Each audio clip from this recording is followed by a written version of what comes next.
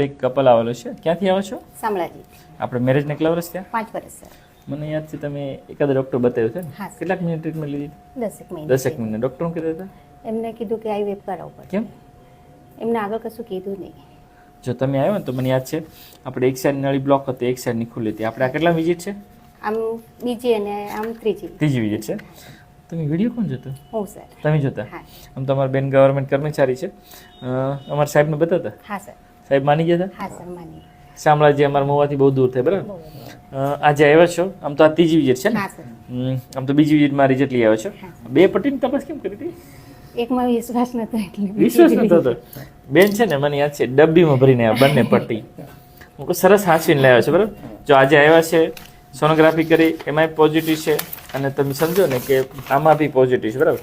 જો તમારી જેવાને રિઝલ્ટ મળતું હોય, સાહેબે તો 10 મહિના ટ્રીટમેન્ટ કરીને આવી હતી. કીધું તો શું તકલીફ છે કોઈ? ના નથી. નથી રોકાતો એટલે આઈવીએફ કરી દે. પણ આઈવીએફ માંથી બચી ગયા ને? બચી ગયા. ઓકે. જો શામળાજીથી તમે આવો છો, સરસ રિઝલ્ટ લઈને જાઓ છો તો બીજાને છેલ્લા આપશો ને? હા સર ચોક્કસ. ઓકે. સરુણ સાહેબજી વિડીયો મૂકો તો વાંધો નહીં ને? કઈ વાંધો નહીં. ઓકે.